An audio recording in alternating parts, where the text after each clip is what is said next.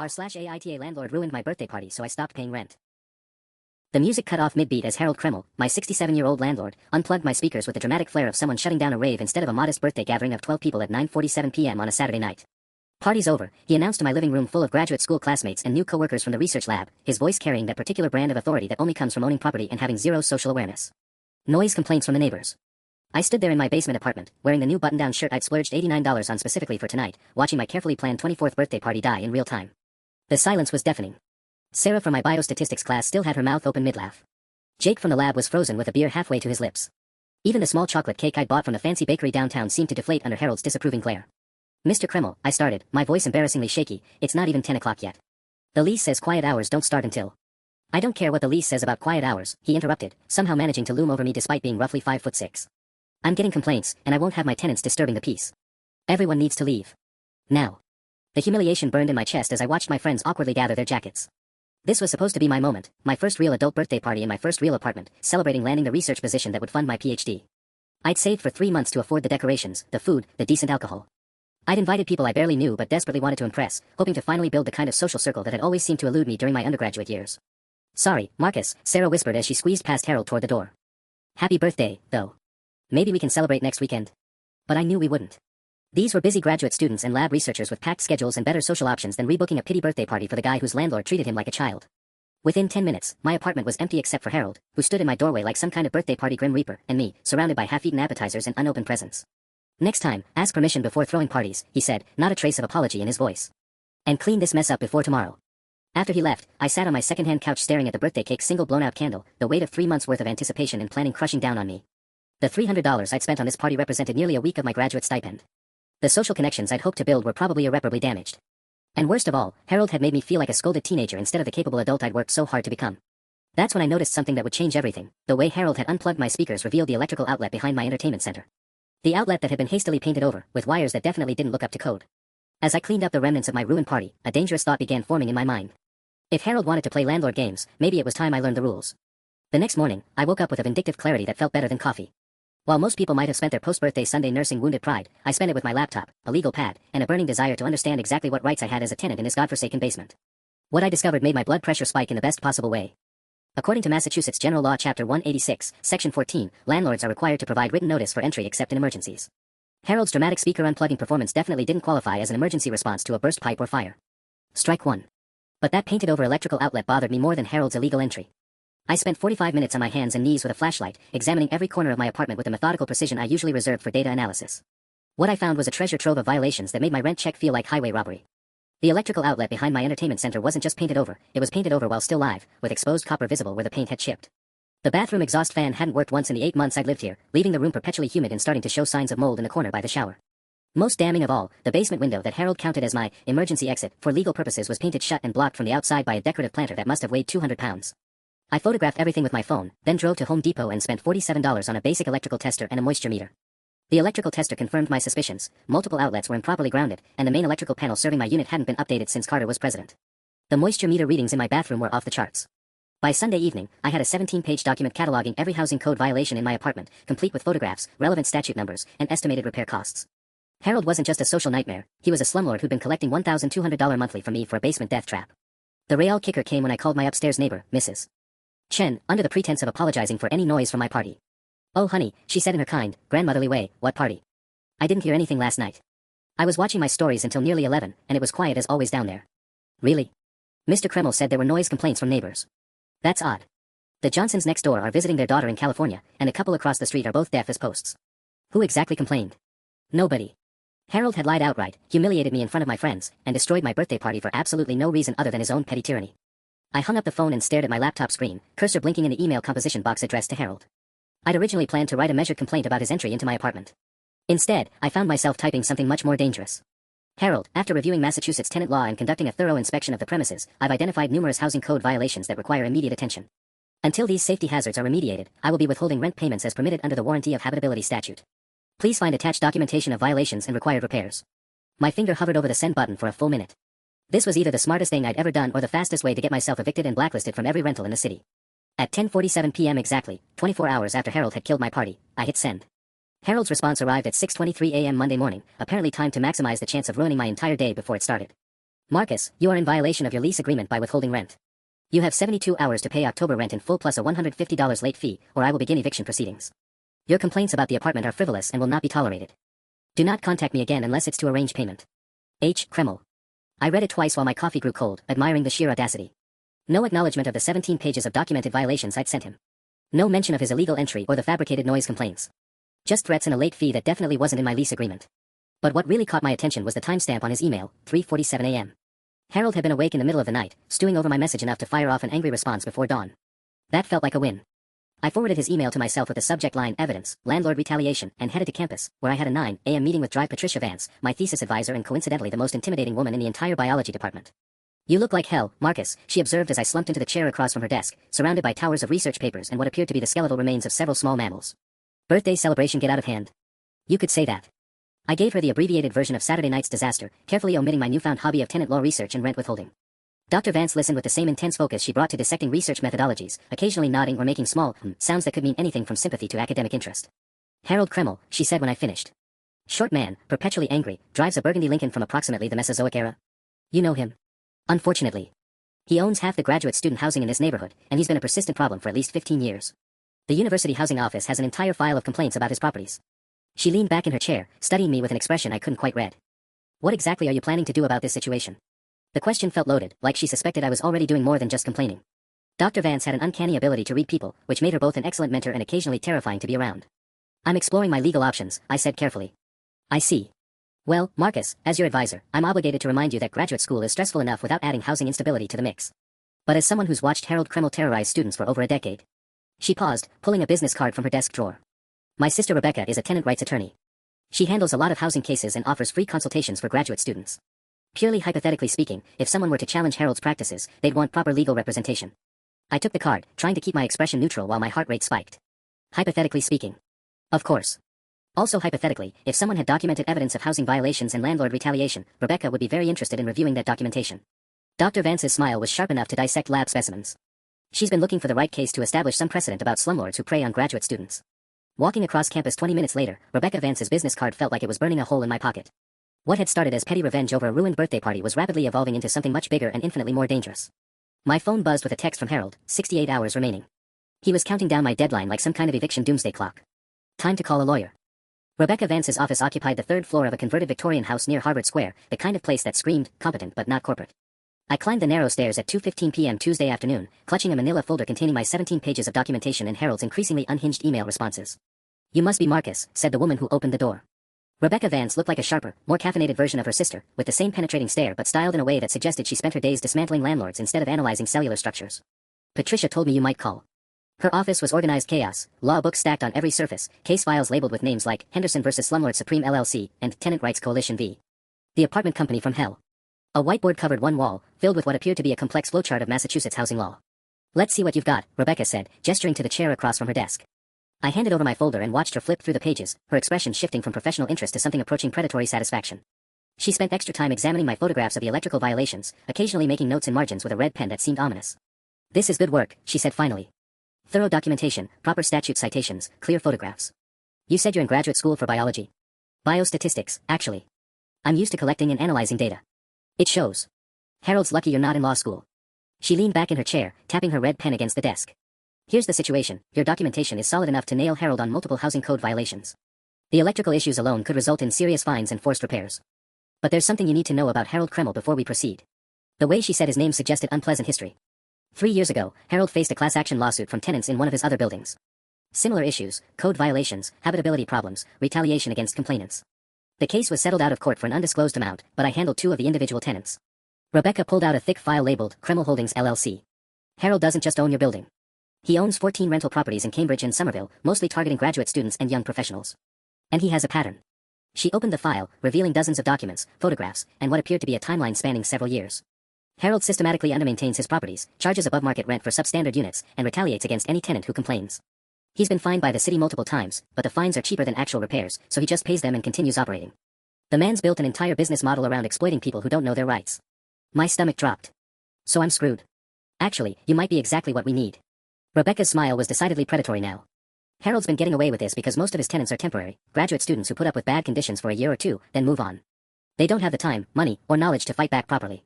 But you've already done the hardest part, building an airtight case. She pulled out another document, a legal brief with my name in the header.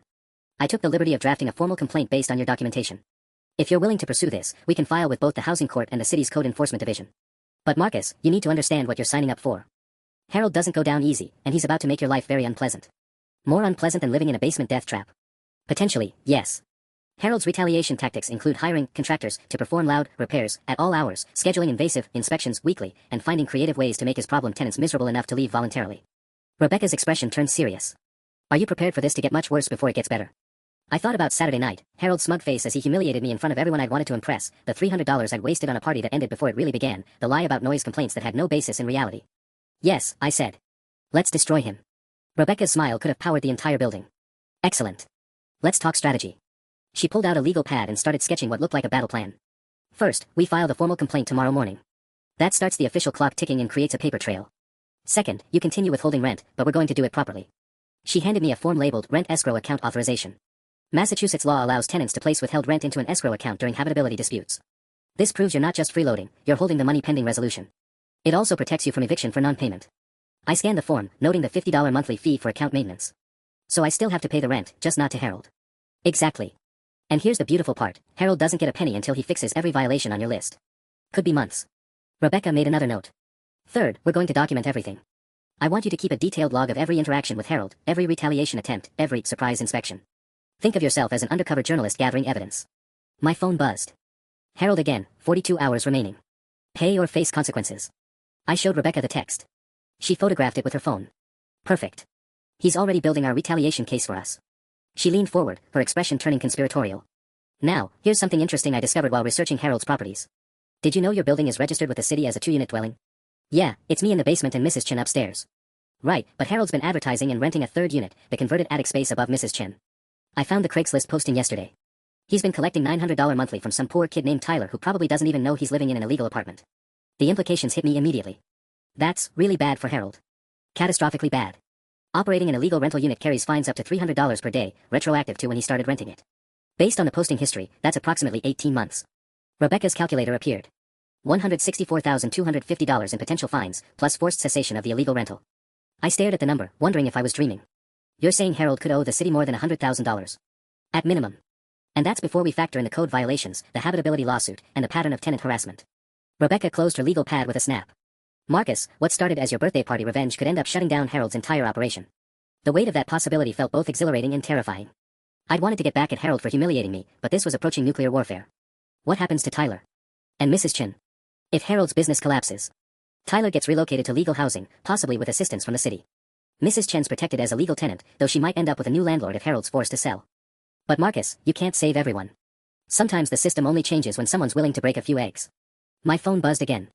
This time it wasn't Harold, it was a number I didn't recognize. Hello, Marcus. This is Tyler Jenkins. I live upstairs from Mrs. Chen. Harold gave me your number. He said you're causing problems and I should talk to you about being more cooperative with building management. Rebecca raised an eyebrow, clearly overhearing. I put the phone on speaker. What kind of problems, Tyler? Look, man, I don't want any drama. Harold said you're trying to get out of paying rent and it's causing issues for all the tenants. He suggested maybe I could help you understand how good we have it here. Harold was recruiting my fellow tenants as leverage. The war was escalating.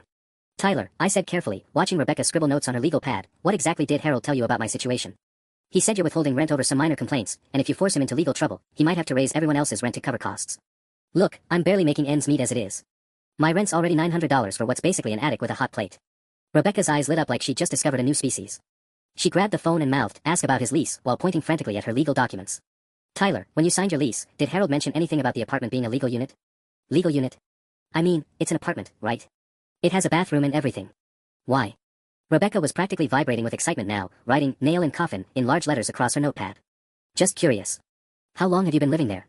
About a year and a half. Found it on Craigslist when I started my master's program at MIT. The listing said, cozy converted attic space in historic Cambridge building. Tyler paused. Why are you asking about this stuff? Harold made it sound like you were just being difficult about some maintenance issues. I looked at Rebecca, who was nodding encouragingly. This was my moment to either recruit an ally or create an enemy. Tyler, I think you should know that Harold lied to you about several things. Starting with the fact that your apartment isn't legally permitted to exist. Silence. Then, what the hell does that mean? It means Harold's been collecting $900 monthly from you for an illegal rental unit. It means you have no legal protections as a tenant, and if the city finds out, you could be forced to move with little notice. That can't be right. I have a lease and everything. Rebecca leaned toward the phone. Tyler, this is Rebecca Vance, I'm a tenant rights attorney. Marcus is correct, I verified the building's registration this morning. Your unit doesn't exist in the city's records. Another long pause. When Tyler spoke again, his voice had shifted from confused to angry. So what you're saying is Harold's been scamming me for 18 months. At minimum, Rebecca confirmed. Tyler, would you be willing to meet with us? Because you're not just a victim here, you're a witness. And your testimony could be crucial in stopping Harold from doing this to other students. Yeah, I want to meet. When? We arranged to meet at a coffee shop near campus the next morning. After Tyler hung up, Rebecca was practically glowing with professional satisfaction. Marcus, do you understand what just happened? We went from a single tenant complaint to a pattern of fraud case involving multiple victims. Harold just handed us exactly what we needed to destroy him completely. My phone buzzed with another text from Harold, 38 hours remaining. Notice Tyler called you. Smart tenants stick together. The message sent chills down my spine. Harold wasn't just counting down my deadline, he was monitoring my conversations and attempting to manipulate other tenants. This felt less like landlord-tenant relations and more like psychological warfare. Rebecca, is this normal? Harold tracking who I talk to. She read the message and her expression darkened. No, this is escalation. Harold's feeling cornered, and cornered slumlords get desperate. She photographed the message. This actually helps our case, it's evidence of harassment and intimidation. But Marcus, you need to be careful. Harold's losing control of the situation, and that makes him unpredictable. As if summoned by our conversation, my phone rang. Harold's name appeared on the screen. Answer it, Rebecca whispered. Put it on speaker. Let's hear how desperate he sounds. I answered on the fourth ring, my hand surprisingly steady as I hit the speaker button. Marcus. Harold's voice carried a false cheerfulness that made my skin crawl. I understand you've been having conversations with other tenants about building matters. Tyler called me, Harold. You gave him my number, remember? Of course. I thought it would be good for you boys to discuss the situation like adults. The word boys dripped with condescension. Tyler's a good tenant, quiet, pays on time, doesn't cause trouble. Unlike some people. Rebecca was frantically writing notes, her pen moving so fast I was surprised it didn't catch fire. What exactly did you want me to discuss with Tyler? I asked. Well, I was hoping he could help you understand the consequences of your rebellion. You see, Marcus, when one tenant forces me into legal expenses, those costs have to come from somewhere. Rent increases, reduced maintenance, stricter policies, these things affect everyone in the building. The threat was thinly veiled but crystal clear. Pay up or I'll make life miserable for your neighbors too. Are you threatening to retaliate against other tenants because of my complaints? Harold's laugh was sharp and humorless. Retaliation? Marcus, that's a very serious accusation. I'm simply explaining economic reality. Legal fees are expensive. Building maintenance costs money. If my income is reduced, my expenses don't magically disappear. Rebecca held up her notepad, which now read, admitting 2 retaliatory rent increases, in all caps with multiple exclamation points. I see, I said carefully. And what about the housing code violations in my apartment? Are those also economic realities? The cheerful mask slipped completely. What violations? You're living in a perfectly adequate basement apartment for below market rent. If you don't appreciate what you have, there are plenty of other students who would be grateful for affordable housing. Affordable housing with illegal electrical work and no working exhaust fan. Those are minor maintenance issues that will be addressed in due time. Real tenants work with their landlords instead of running to lawyers over every little inconvenience. Rebecca's eyebrows shot up. She scribbled, "How does he know about lawyer?" and underlined it 3 times. My blood went cold. I hadn't mentioned Rebecca to anyone except Dr. Vance, and I'd been careful not to reference legal representation in my emails to Harold. Either he was guessing, or... Harold, how do you know I contacted a lawyer? Silence stretched for 10 seconds. When Harold spoke again, his voice had shifted to something much more dangerous. Marcus, you're a graduate student living in my building, associating with my other tenants, working at a university where I have many connections. Did you really think your activities would go unnoticed? The room felt suddenly cold. Rebecca was staring at the phone like it had grown fangs. Are you monitoring my communications? I'm protecting my business interests. And I'm offering you one final opportunity to resolve this situation amicably. Pay your overdue rent plus the late fee by tomorrow at 6 p.m., or I'll be forced to pursue all available legal remedies. What exactly does that mean? It means I'll file for eviction, naturally. But it also means I'll be sharing information about your disruptive behavior with relevant parties. Your thesis advisor, for instance. The research lab where you work. Future landlords who might call for references. Rebecca's face had gone white. She wrote blackmail in letters so large they took up half the page. You're threatening my academic career. I'm explaining consequences, Marcus. Actions have ripple effects. Choose wisely. The line went dead. Rebecca and I stared at each other in a sudden silence. What had started as a housing dispute was now a full-scale war involving academic blackmail and implied surveillance. Rebecca, I said slowly, please tell me that was illegal. Her smile was razor-sharp and absolutely terrifying. Marcus, Harold just graduated from slumlord to criminal defendant. That conversation was witness intimidation, blackmail, and possibly harassment. She was already pulling up forms on her computer. We're filing an emergency motion tomorrow morning. Harold wants to play hardball. Let's show him what hardball actually looks like. My phone buzzed with a text, 24 hours, Marcus. Tick-tock. The countdown had officially become a threat. The emergency motion hearing was scheduled for 9 a.m. Thursday morning, which gave Harold exactly 3 hours past his artificial deadline to stew in whatever legal hell Rebecca was about to unleash. I barely slept Wednesday night, alternating between rehearsing my testimony and wondering if I'd wake up to find my belongings scattered across the sidewalk. At 6:47 a.m., I discovered Harold had chosen a different kind of psychological warfare. The drilling started directly above my bedroom ceiling, a sustained, ear-splitting shriek that sounded like someone was attempting to bore through the Earth's core. I bolted upright, disoriented and furious, as plaster dust rained down onto my sheets. "Emergency repairs," came Harold's voice through my thin ceiling, shouting over the noise. "Tenant reported safety violations require immediate attention." It took me 30 seconds to understand the beautiful, vindictive irony of what he was doing. Harold was actually addressing some of the code violations I documented, at 6:47 a.m. on the morning of our court hearing, creating maximum noise and disruption while technically complying with repair obligations. The man was diabolical. I threw on clothes and stormed upstairs, finding Harold in Mrs. Chen's kitchen wearing a tool belt that looked like it hadn't seen actual work since the Reagan administration. He was supervising two actual contractors who appeared deeply uncomfortable with their dawn drilling assignment. "Marcus." Harold's cheerfulness was weaponized. "Perfect timing. We're fixing that electrical issue you were so concerned about. Safety first, as you always say." Mrs. Chen sat at her kitchen table in a pink bathrobe, looking like she'd aged 5 years overnight. "I'm sorry, Marcus," she whispered. "He said it was an emergency that couldn't wait." One of the contractors, a weathered guy in his 50s, caught my eye and shook his head almost imperceptibly. He'd clearly been paid enough to drill at dawn but wasn't happy about it. "Harold," I said, pulling out my phone to record, "Massachusetts noise ordinances prohibit construction before 7 a.m. in residential buildings. Emergency repairs are exempt from noise restrictions," Harold replied smugly. I looked it up. Wouldn't want any more violations on my record. The drilling resumed, even louder than before. Harold's smile was pure malice. My phone buzzed with a text from Rebecca. "Whatever he's doing, document everything. Court in 2 hours." I spent the next hour recording Harold's emergency repair circus while texting updates to Rebecca. The contractors finished at exactly 7:59 a.m., 1 minute before normal construction hours would have legally started anyway. Harold's timing wasn't accidental. "All done," Harold announced, surveying the destroyed kitchen ceiling and small pile of actual electrical work that probably should have been completed months ago. Amazing what can be accomplished when tenants and landlords work together constructively. The contractors packed up their tools with obvious relief. As they headed for the door, the older one slipped me a business card. "Kid," he said quietly, "that man paid us double rate to start before 7 a.m. But just so you know, half the work we just did was completely unnecessary. Those outlets were fine." Harold had paid premium rates for spite drilling. At 9:15 a.m., I sat in Cambridge Housing Court next to Rebecca, watching Harold's lawyer, a sharp-suited woman who looked like she charged $500 per hour, flip through our emergency motion filing. Harold himself looked remarkably calm for someone about to be legally dismantled, which made me nervous. "Your Honor," Rebecca began, "Mr. Kreml has engaged in systematic harassment, blackmail, and witness intimidation against my client, escalating to retaliatory construction harassment as recently as this morning." Judge Patricia Morrison, a stern woman in her 60s who looked like she'd heard every landlord excuse ever invented, reviewed our documentation with the methodical attention of someone who actually cared about housing law. "Mr. Kreml," she said finally, "I've read Ms. Vance's motion and reviewed the supporting evidence. The recorded phone conversation is particularly concerning. Do you have a response to these allegations?" Harold's lawyer stood smoothly. "Your Honor, Mr. Kreml denies any improper conduct.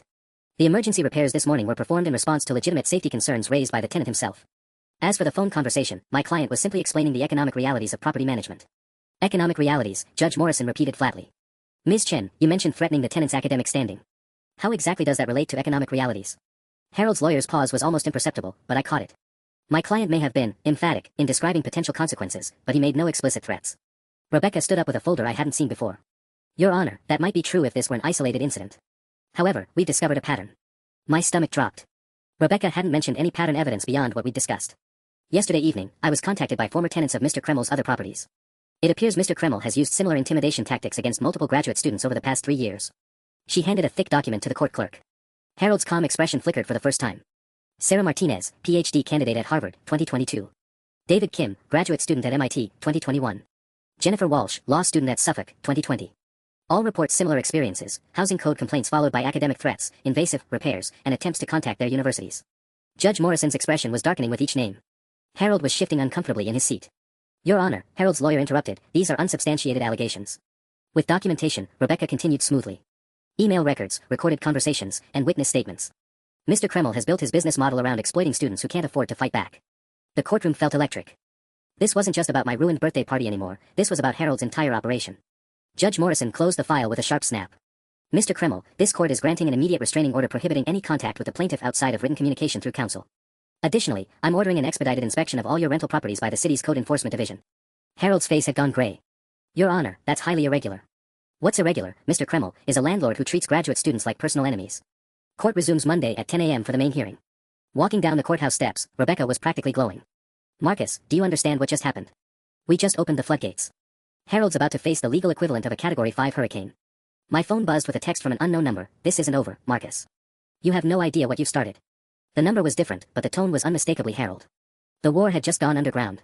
By Friday afternoon, I realized Harold wasn't just ignoring the restraining order, he was systematically dismantling my life from the shadows. It started with Dr. Vance's email at 2:17 p.m. Marcus, we need to talk. My office, immediately.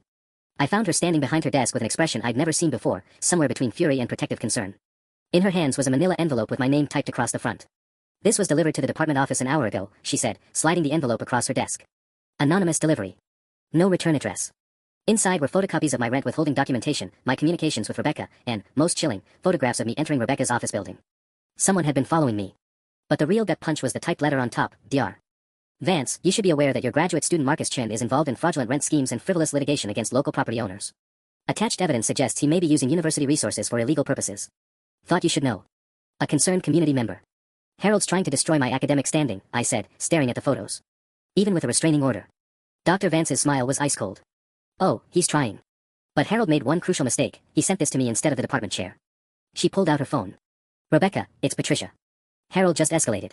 We need to talk.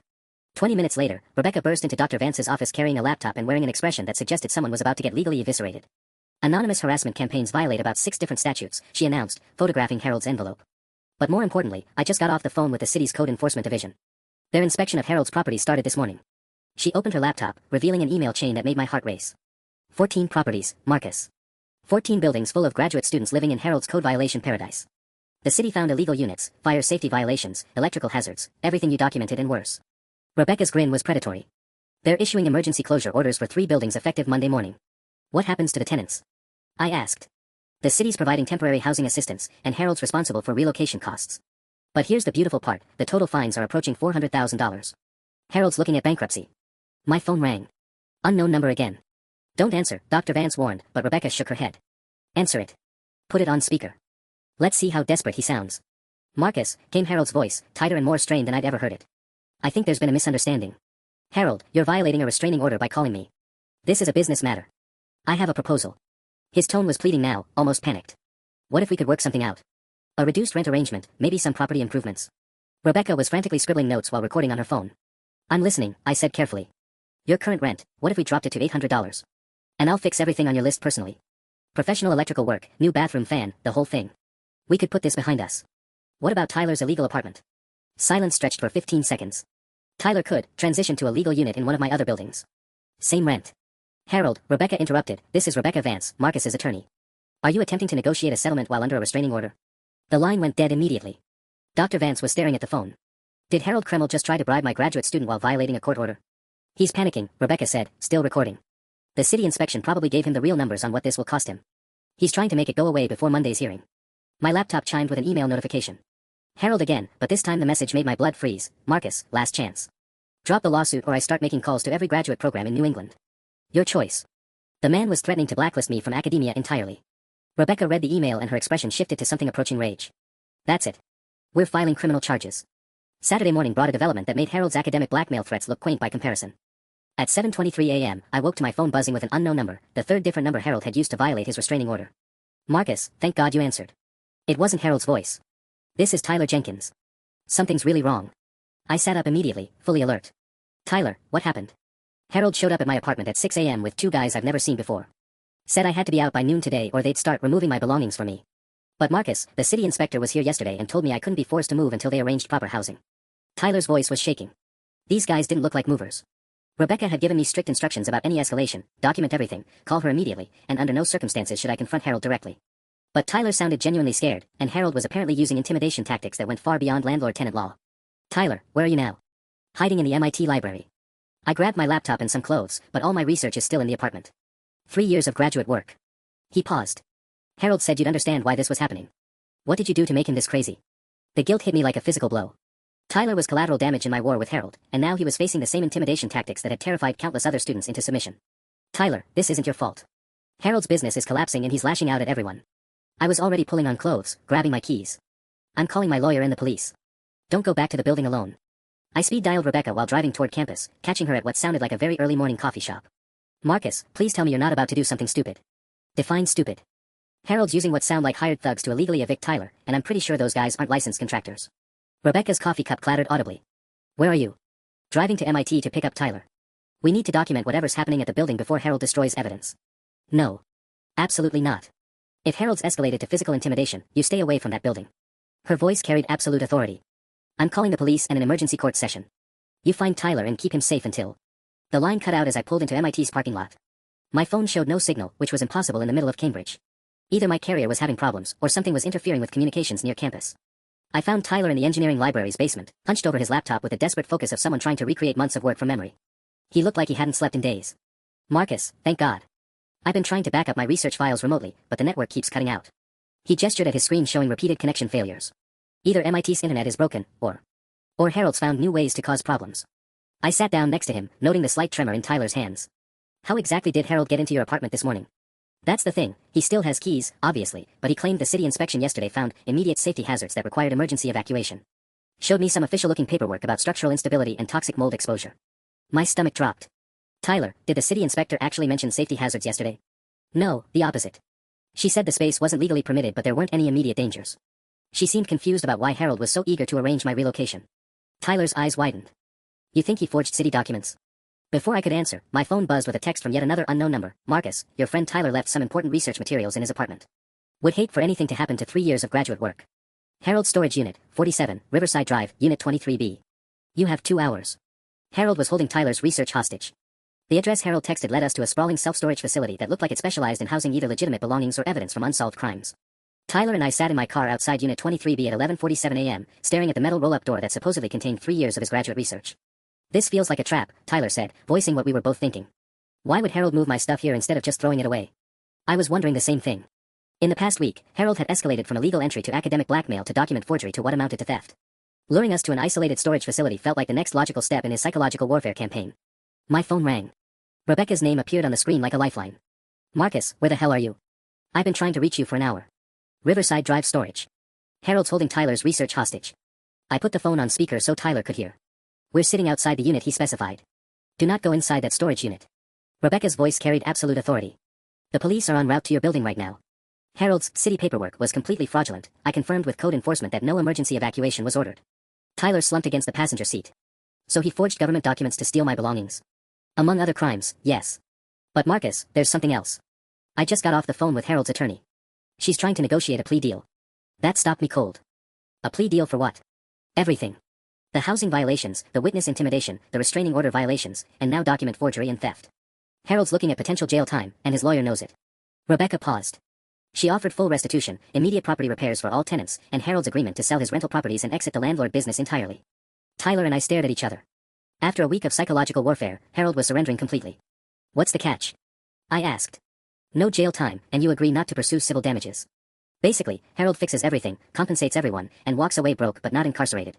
A metallic clang echoed across the storage facility as someone rolled up a unit door nearby. Through my rearview mirror, I spotted Harold's ancient burgundy Lincoln pulling into the parking lot. Rebecca, Harold just arrived. I think he wants to negotiate in person. Marcus, get out of there now. Harold's lawyer specifically said he wasn't supposed to have any contact with you. But Harold was already walking toward our car, moving with the defeated shuffle of someone whose entire world had collapsed in a single week.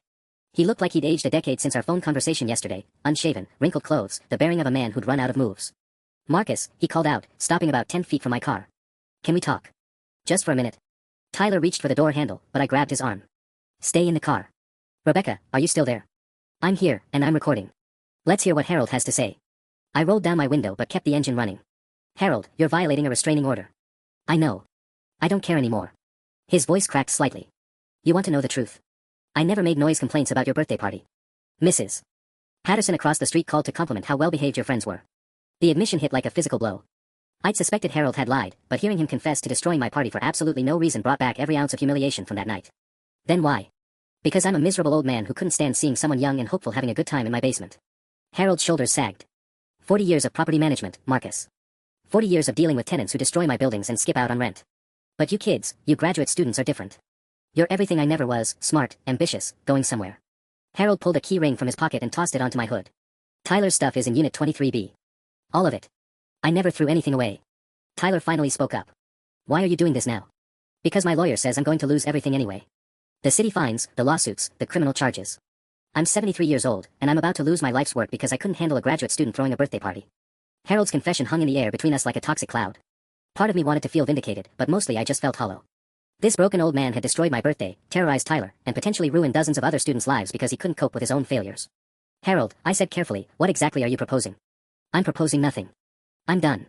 He gestured toward the storage unit. Take Tyler's things. Take your documentation to court Monday. Watch me lose everything I spent 4 decades building. His laugh was bitter and defeated. You won, Marcus. Congratulations. Tyler grabbed the keys from my hood and jogged toward Unit 23B. I heard the metal door roll up, followed by his relieved voice, everything's here. My computer, all my research files, even my coffee mug. But something felt wrong about Harold's sudden capitulation. Rebecca had mentioned a plea deal, full restitution, and Harold walking away broke but free. This performance felt too dramatic, too final. Rebecca, I said into the phone, what exactly did Harold's lawyer propose this morning? Complete surrender. Harold exits the rental business, pays all fines and damages, submits to property inspections. Why? Harold was watching me with an expression I couldn't read. For someone who just lost his life's work, he seemed oddly expectant. My phone buzzed with a text from Dr. Vance, Marcus, emergency. Harold's been calling university donors claiming you're part of a scheme to extort property owners. 3 major research funding sources want meetings Monday morning. The bottom dropped out of my stomach. Harold's confession wasn't surrender, it was distraction. While we'd been focused on Tyler's research and storage units, Harold had been executing a scorched earth campaign against my academic future. You bastard, I said, understanding flooding through me. This whole thing, the storage unit, the confession, Tyler's stuff, it's all theater while you destroy my reputation with the university. Harold's defeated expression shifted into something approaching satisfaction. Did you really think I'd go down without taking you with me, Marcus? I've been making calls since 6 a.m. Dr. Richard Steinberg from the Whitman Foundation was particularly interested in how graduate students are using legal intimidation against local landlords. Rebecca's voice crackled through the phone, Marcus, that's actionable defamation. Harold just admitted to recording this conversation. I know, Harold interrupted. Add it to your collection. But Marcus, ask yourself, will your fancy lawyer be able to undo the damage before your funding gets pulled? Academic reputations are fragile things. Tyler returned from the storage unit carrying a box of research materials, immediately sensing the tension. What's happening? Harold's been calling my research funders, claiming I'm running some kind of extortion scheme. The words felt surreal even as I spoke them. He's trying to destroy my PhD program. That's insane, Tyler said. You're the victim here. Harold's smile was cold and calculating. Marcus stopped being a victim the moment he declared war over a birthday party. This is what escalation looks like, boys. When someone tries to destroy your life's work, you return the favor. My hands were shaking with rage. A week ago, Harold had been an annoying landlord who'd ruined my party. Now he was systematically dismantling my academic career out of pure spite. Harold, I can fix the funding situation with documentation. Can you?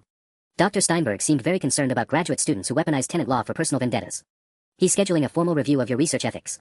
Harold's voice carried vicious satisfaction. Amazing how quickly 20 years of donor relationships can unravel someone's future. Rebecca was shouting something through the phone about criminal charges and emergency injunctions, but Harold was already walking back to his car. See you in court Monday, Marcus. Assuming you still have a graduate program to attend. The Lincoln drove away, leaving Tyler and me standing in a storage facility parking lot, surrounded by recovered belongings but facing a new kind of devastation entirely. My war with Harold had just become mutually assured destruction. Monday morning's emergency meeting with the Whitman Foundation felt like an academic tribunal designed to end careers. Dar. Richard Steinberg, a silver-haired man whose donations had funded half the biology department for 2 decades, sat across from me in the university's mahogany-paneled conference room with the expression of someone who discovered his prize racehorse was actually a donkey in disguise. Marcus, Dr. Steinberg began, consulting a leather portfolio that probably cost more than my monthly rent. I've received some very disturbing information about your extracurricular activities. Beside him sat Dean Margaret Walsh, whose presence meant this wasn't just about funding, the university was conducting damage control. Dr. Vance sat to my right, her jaw set in a way that suggested she was barely containing professorial rage. Dr. Steinberg, I said carefully, I assume you're referring to my housing dispute with Harold Kreml. Housing dispute. He repeated the words like they tasted bitter. Mr. Kreml described a coordinated campaign of legal harassment designed to force below-market rent through fraudulent code violation claims. He provided quite compelling documentation. My stomach dropped. Harold hadn't just made phone calls, he prepared a presentation. Dr. Steinberg opened his portfolio, revealing photocopies of my rent withholding documentation, my communications with Rebecca, and what appeared to be a detailed timeline of every action I'd taken against Harold. But the documents were annotated with handwritten comments that completely distorted the context. According to Mr. Kreml's analysis, you systematically documented minor maintenance issues, exaggerated their severity, and used legal intimidation to avoid paying legitimate rent. Dr. Steinberg's finger traced Harold's notes. The electrical outlet you claimed was dangerous was actually up to code. The bathroom exhaust fan was scheduled for routine replacement. Your emergency safety hazards were standard wear and tear issues. That's completely false, I said, pulling out my phone. I have photographs proving. Mr. Kreml provided his own photographs, Dean Walsh interrupted. Taken by a licensed electrician who confirmed the outlets were properly installed and maintained. The room felt like it was tilting. Harold had somehow produced counter-documentation that made me look like a fraud. Either he'd staged fake repairs after my inspection, or he'd found professionals willing to lie for money. Dr. Vance leaned forward, her voice sharp with academic authority. Dr. Steinberg, surely you're not taking the word of a landlord with multiple housing code violations over a graduate student with a spotless academic record? Patricia, I've known Harold Kreml for 15 years. He's donated equipment to 3 different research programs and provided affordable housing for countless students. Dr. Steinberg's tone suggested long-standing relationships trumped recent evidence. This documentation suggests your student has been manipulating legal processes for financial gain. My phone buzzed with a text from Rebecca. Emergency court session moved to 2 p.m. City found more violations in Harold's properties. Stay calm. The timing couldn't be worse. Rebecca's text proved Harold's claims were false, but I couldn't exactly show my phone to Dr. Steinberg without seeming unprofessional. Dr. Steinberg, I said, choosing my words carefully, what exactly would convince you that Mr. Kremel's version of events isn't accurate? His smile was patronizing in the way that only comes from decades of academic power. Frankly, Marcus, the burden of proof is on you now. The Whitman Foundation can't be associated with students who use legal manipulation for personal benefit. He closed the portfolio with finality. Your research funding is suspended pending a full investigation. 24 hours earlier, I'd been winning a clear-cut case against a slumlord. Now I was facing academic exile based on Harold's carefully crafted lies, with my PhD program hanging in the balance and court scheduled for this afternoon. Harold's scorched earth strategy was working perfectly. The emergency court session at 2 p.m. felt like my last chance to salvage both my housing situation and my academic career. I sat next to Rebecca in Cambridge Housing Court, watching Harold's lawyer frantically shuffle through documents while Harold himself looked remarkably composed for someone facing potential criminal charges. Your Honor, Rebecca began, since our last hearing, Mr. Kreml has escalated to document forgery, theft, and systematic defamation of my client's academic standing. We have evidence that he's been contacting university donors with fabricated claims about Mr. Chen's conduct. Judge Morrison reviewed the new filings with the same methodical attention she'd shown Thursday, but her expression suggested she was losing patience with the entire situation. Mr. Kreml, she said finally, I specifically ordered you to cease all contact with the plaintiff except through counsel. Can you explain why you've been calling his academic supervisors? Harold's lawyer, Ms. Chen, no relation, despite the unfortunate coincidence, stood with practiced smoothness. Your Honor, my client has legitimate business relationships with various university personnel spanning decades. When asked about tenant behavior, he simply provided factual information. Factual information, Rebecca repeated, pulling out her laptop. Your Honor, I'd like to present counter-evidence that directly contradicts Mr. Kreml's claims to the university. She opened an email that made my heart race. Marcus, this is Inspector Janet Rodriguez from Cambridge Code Enforcement. Per your attorney's request, I'm confirming that the electrical violations in your basement apartment pose immediate safety hazards. The outlet behind your entertainment center shows evidence of recent tampering. Someone attempted to disguise active code violations with cosmetic paint work. Please do not use any electrical appliances in that area until professional remediation is completed. The email was dated this morning at 9:23 a.m., 2 hours after my meeting with Dr. Steinberg. Harold's composure cracked slightly. He whispered something urgent to his lawyer, who looked increasingly uncomfortable. Additionally, Rebecca continued, we have documentation that Mr. Kreml hired an unlicensed individual posing as an electrician to provide false assessments of safety conditions. This fraudulent inspection report was then used to defame my client to university funding sources. She handed over a thick folder to the court clerk. Judge Morrison's expression darkened as she reviewed the contents. Your Honor, Ms. Chen interrupted, these are serious allegations that require. Mr. Kreml, Judge Morrison said sharply, did you hire someone to provide false documentation about electrical safety in Mr. Chen's apartment? Harold started to speak, but his lawyer grabbed his arm. The whispered conversation between them stretched for 30 seconds while the courtroom waited in tense silence. Finally, Ms. Chen stood again. Your Honor, my client would like to invoke his Fifth Amendment rights regarding any electrical inspections. The courtroom went dead quiet. Harold had just admitted guilt without saying a word. Rebecca was practically glowing with professional satisfaction. Your Honor, given Mr. Kreml's refusal to deny fabricating safety documentation, we request an immediate emergency order requiring him to contact all university personnel and donors to retract his false statements about Mr. Chen's conduct. My phone buzzed with a text from Dr. Vance. Steinberg just called. City inspector contacted him directly about Harold's fake electrician. Emergency funding meeting cancelled. Your research position is secure. The relief was so overwhelming I almost laughed out loud. Harold's elaborate defamation campaign had backfired spectacularly when the real city inspector contradicted his fabricated evidence. Judge Morrison closed the file with a sharp snap that felt like a gavel on Harold's entire landlord career. Mr. Kreml, I'm issuing a comprehensive order requiring immediate retraction of all statements made to university personnel, plus contempt charges for violating previous court orders. She turned to Rebecca. Counselor, prepare a final settlement agreement. This case ends today. Harold's face had gone gray as his 40-year property empire crumbled in real time. My birthday party revenge was finally complete. 6 months later, I stood in my new apartment, a legitimate, code-compliant, properly permitted apartment with working electrical outlets and an exhaust fan that actually exhausted, reading the final settlement documents that had officially ended Harold Kreml's reign of rental terror. The numbers were staggering. Harold had been ordered to pay $847,000 in total fines and restitution across all his properties. Tyler received $16,200 for 18 months of illegal rent payments, plus $8,000 in relocation costs. Mrs. Chen got a brand new kitchen to replace the one destroyed during Harold's spite drilling session. Me. I received $14,400 in rent refunds, $5,000 in damages for academic harassment, and the satisfaction of knowing that Harold's entire 14-property empire had been sold to developers who specialized in actual legal housing. But the real victory came in an email from Rebecca dated exactly 1 year after Harold had unplugged my speakers. Marcus, thought you'd appreciate this. Harold Kreml was just denied a rental license application in Worcester. Turns out having systematic tenant harassment and fraud on your court record makes it difficult to find new towns willing to let you operate rental properties. He's working as a night security guard now. The man who destroyed my 24th birthday party over fabricated noise complaints was now working overnight shifts, presumably dealing with actual noise complaints at an office building in Worcester. The irony was so perfect it felt scripted. My phone rang as I was hanging a picture in my new living room, the same research lab group photo that had been on my old apartment wall, except now half the people in it were actual friends instead of strangers I'd been trying to impress. Marcus. Tyler's voice was bright with excitement. Did you see the Boston Globe article? They quoted you in the story about graduate student housing reform. I pulled up the article on my laptop. Local graduate students' legal victory sparks housing reform initiative. There was my name in the byline, describing how documentation of code violations had led to citywide policy changes protecting student tenants.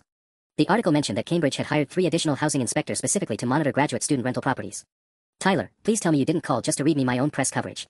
Actually, I called because Sarah Martinez, you know, one of Harold's former victims from the Harvard case, she's throwing a party Saturday night. A surviving Harold Kreml celebration. You're obviously the guest of honor. I laughed, remembering my disastrous 24th birthday party and how desperately I'd wanted to impress people who were now genuinely asking me to social events. Will there be cake? Marcus, there will be so much cake. And Sarah specifically promised that no landlords will be unplugging anything mid-celebration. That Saturday night, surrounded by fellow graduate students who'd all survived Harold's psychological warfare in various ways, I finally got the birthday party I'd planned a year ago. Same chocolate cake from the same fancy bakery, same playlist of music that actually got to play all the way through, same carefully chosen outfit, though this time I wore it with the confidence of someone who'd legally dismantled a slumlord empire and lived to tell about it. At 9:47 p.m. exactly, the same time Harold had originally killed my party, Sarah raised her glass for a toast. To Marcus Chen, who proved that sometimes the best revenge is just knowing your rights and having a really good lawyer. The music kept playing. The cake got properly eaten. And somewhere in Worcester, Harold Kreml was probably dealing with actual noise violations instead of fabricating them. My 25th year was off to a much better start.